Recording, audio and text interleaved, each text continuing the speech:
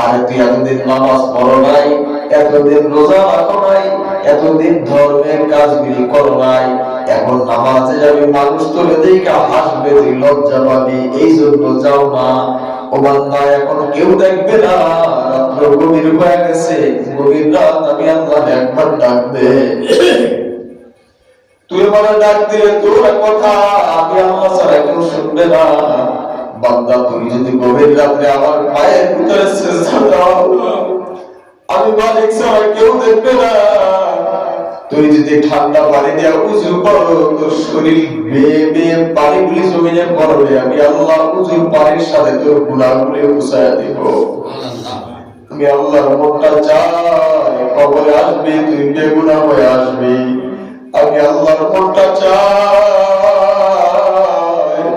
কবরে আসবি তোকে আমি জান্নাতের মেহমান বানিয়ে দেব। কারণ আমি আল্লাহ আমার হাবিবের সাথে ওয়াদা করছিলাম, আমার একটা উম্মতকেও যাতে জাহান্নামে না দেয়। আমি বলছিলাম, হাবিব ঠিক আছে, আপনার উম্মতকে আমি একা একা ছাড়বো না, সর্বক্ষণিক আপনার উম্মতকে আমার কুদরতি কোলের ভিতরে আশ্রয় দিব। বান্দা, সবাই ঘুমাইছে, তুই যা, ওটা উযু কর, উযু কইরা যায় নামাজের মুসল্লাটা বিছা, বাতিরা বন্ধ থাক, কেউ করে দেখে না। তোর গুনাহগারের চেহারা আমি মালিককে দেখাই, লজ্জা লাগে। আরে বাতি বন্ধ কর, যায় নামাজের মুসল্লায় দাঁড়া, এরপরে বল, ইন্নী ওয়াজ্জাহতু ওয়াজহিয়া লিল্লাযী ফাতারাস সামাওয়াতি ওয়াল আরদা হানিফা ওয়া মা আনা মিনাল মুশরিকিন।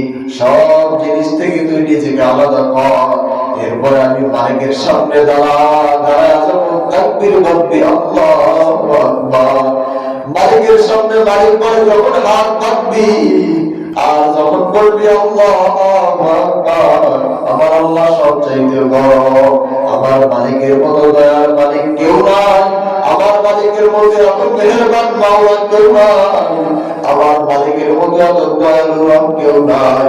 দুনিয়াতে স্বার্থে আঘাত লাগলে বাবা সন্তানের শত্রু হয়ে যায়, স্বার্থের কারণে মা সন্তানের শত্রু হয়ে যায়, কিন্তু আমি মালিকের স্বার্থে আঘাত করছ, তারপর যখন তুই হাত রাখবি আর বলবি আল্লাহু আকবার, আমি মালিক তোর ডাকের সাথে সাথে সাড়া দিব। তুই আমার বড় বলছ, আমি মালিক তোর বড় বানায় দিলাম। আবার যখন নামাজের মুসাল্লা দ্বারা শুরু করবি, আলহামদুলিল্লাহি রাব্বিল আলামিন আর রহমানির রহিম মালিকি ইয়াউমিদ্দিন, সূরা ফাতিহা শুরু করছো, আলহামদুলিল্লাহি রাব্বিল আলামিন, সমস্ত প্রশংসা মালিক তোমার জন্য। যখন আমি গভীর রাত্রে বলি মালিক সমস্ত প্রশংসা তোমার জন্য, তখন আমার মালিকও বলে, বান্দা তুই আমার জন্য প্রশংসা করছো, তুই গুনাহগার থাকবি, হতে পারে না যা তোর গুনাহগুলি মাফ করে দিলাম। যখন বলো রহমানির রহিম, আমার মালিক বড় দয়ালু, আমার মালিক বড় মেহেরবান, তখন আমি মালিক আসমান দিয়া ডাক দেই, ও বান্দা শুনিয়া রে, যে তুই আমার মেহেরবান বলছো, দয়ালু বলছো, দয়ালুর গুণ তো এমন হতে পারে না। দয়ালুর গুণ বড়, যতই অন্যায় করুক না কেন, দয়া করিয়া তারে মাফ করিয়া দেওয়া। আমি মালিক রে যেহেতু দয়ালু বলছো, আমি মালিক দয়ার পরিচয় দিলাম, আজ থেকে তোর তামাম জীবনের গুনাহগুলি আমি আল্লাহ মাফ করে দিলাম। আবার যখন বান্দা বলে মালিক ইয়াউমিদ্দিন, মালিক তুমি তো বিচার দিনের মালিক, বান্দা বলছে মালিক ইয়াউমিদ্দিন, আমার মাওলা বিচার দিবসের মালিক, ও মালিক বিচার দিবসের মালিক তুমি। কিয়ামতের ময়দানে যখন বিচার কাজ শুরু করবা, তখন যদি আমি নাফরমানের চেহারার দিকে তোমার নজর খালি পড়ে, আর যদি দেখো আমি গুনাহগার, মালিক তোমার লাগামকৃত চাহনি সহ্য করতে পারবো না। মালিক বলে, তুই বলছো আমারে মালিক ইয়াউমিদ্দিন, আমি বিচার দিনের মালিক, তুই স্বীকার করছো। অবান্দা শুনিয়া রে, কিয়ামতের ময়দানে বিচার কাজ যখন শুরু করবো, ভিতরে আমি আল্লাহর চাহনির ভিতরে একটা কুদরতি পর্দা দিয়ে দিব, যাতে দুনিয়ার গুনাহগুলি আমার নজরে না আসে। আমার মালিকের কাছে যখন বলে ইয়াকা না'বুদু ওয়া ইয়াকা নাস্তাঈন, মালিক তোমার ইবাদত করি, তোমার কাছে সাহায্য চাই। আসমান দিয়া মালিক ডাক দেয়, আমার গোলামি করছ, আমি তোর সাহায্য না করলে কে তোকে সাহায্য করবে? আর দুনিয়াতে মানুষ যার কাজ করে সন্ধ্যাবেলা সে তাকে মজুরি দেয়। মালিকের কাজ করবো, মালিক মজুরি দিবে না, হতে পারে না। মালিক বলে আমি তোর এমন মজুরি দিব, মজুরির নাম হলো জান্নাত। ভাই সর্বোপরি কথা, কবরের পরিচয় চলবে আল্লাহ, কবরের পরিচয় চলবে মুহাম্মদুর রাসূলুল্লাহ, কবরের পরিচয় চলবে ধর্ম, দ্বীন ইয়াল ইসলাম, ইসলামের পরিচয়। প্রথমত বুঝবে রবের পরিচয় যদি দ্বিতীয় হয়, তাইলে রবের হুকুমগুলি দুনিয়াতে মানা লাগবে, অক্ষরে অক্ষরে মানা লাগবে।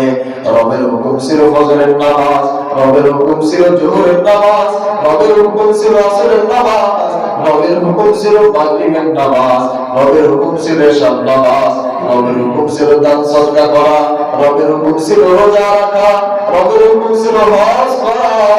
রবের প্রত্যেকটি হুকুম যদি আপনি দুনিয়াতে মানেন, তো কিয়ামতের ময়দানে রব্বুকার পরিচয় আপনি দিতে পারবেন, বলবেন রব্বি আল্লাহ। আবার যেমন নবীর পরিচয় জানতে চাইবো, নবীকা, আর দুনিয়াতে আপনার ভিতরে যদি সুন্নাত না থাকে, কিয়ামতের ময়দানে আপনার নবীর পরিচয় দিতে পারবেন না। নবী আলাইহিস সালাতু ওয়াস সালাম বলে, যার ভিতরে যত সুন্নাত বেশি সে আমার তত কাছে। এজন্যই কবি বলেন, তু যাও সুন্নতে আহমদ কুজা বা মুহাম্মদ কাই মুহাম্মদ নিসবত তোরা কার শয়তান মেগুনিনা মতওয়ালি গাওয়ালি লামতাসতে বরওয়ালি। এই নবীর সুন্নাত কোথায়, তুমি কোথায়? নবী আলাইহিস সালাম বলে, যত সুন্নাত পালন করবা তত আমার কাছাকাছি চলে আসবা। নবী আলাইহিস সালাম বলে, কিয়ামতের ময়দানে যখন ফেরেশতা তোমাকে জিজ্ঞাসা করবে, ও আমার নবীকা, বলো তোমার নবী কে? তখন যদি তুমি দুনিয়ার ভিতরে সুন্নাতের গুরুত্ব তোমার ভিতরে রাখো, সাথে সাথে জবাব দিবা, ও ফেরেশতারা, কোন নবীর কথা তুমি জিগাও? যেই নবীর না দেখা নবীর সুন্নাত চাই না, যেই নবীর না দেখা নবীর কথা শুনলে কলিজা সিরিয়া কান্না চলে আসতো, যেই নবীর না দেখা নবীর গায়ের খুন করে জন্য পাগল হওয়া দরকার।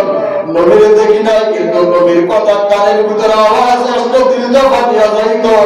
নবীর দেখি না, কিন্তু নবীর গায়ের ঘেরান নেওয়ার জন্য দেওয়ানা হয়ে থাকতাম। নবীর দেখি নাই, কিন্তু রওজায় যাওয়ার জন্য পাগল ছিলাম। নবীর দেখি নাই, কিন্তু নবীর সালাম দিতে থাকতাম। নবীর দেখি নাই, নিজের জীবনের চাইতে নবীর বেশি ভালোবাসতাম। আজকে নবীর পরিচয় জানতে চাও? ও ফেরেশতারা শুনিয়া দাও, আমার নবী হলো হযরত মুহাম্মদুর রাসূলুল্লাহ সাল্লাল্লাহু আলাইহি ওয়াসাল্লাম। ফেরেশতা বলবে, হ্যাঁ তুমি সত্য বলছো, তোমার কবরের দিকে জান্নাতের রোশনি আসতে আছে। কিন্তু প্রশ্ন করবে, বলো তোমার ধর্ম কি? যদি আপনি ধর্মের কাজগুলি সঠিকভাবে করতেন, আসমান কবরের ভিতরে আপনার জবাব দিতেন, কোন ধর্মের কথা জানতে চাও? সব যেমন তেমন আমি ধর্মের ব্যাপারে আপোষহীন ছিলাম। আর ধর্মের ব্যাপারে কেউ কোনো কথা বললে আমার দিলের ভিতরে যন্ত্রণা শুরু হয়ে যাইতো। আমার ছেলেকে নিয়ে কেউ কথা বললে আফসোস করতাম না, মেয়েকে নিয়ে কেউ গালি দিলে বন্ধ করতাম না, আমাকে নিয়ে কেউ কিছু বললে আমার কলিজা আঘাত লাগতো না। কিন্তু কেউ যদি আমার ধর্মের বিষয়ে কোনো কথা বলতো, আমার শরীরের ভিতরে জ্বালা ধরতো। আর কেমন ধর্মের কথা জানতে চাও? আমার ধর্ম হলো সেইটা যেটা নবীর রেখে যাওয়া ধর্ম। আমার ধর্ম হলো সেইটা যেটা আল্লাহ পাকের মনোনীত ধর্ম।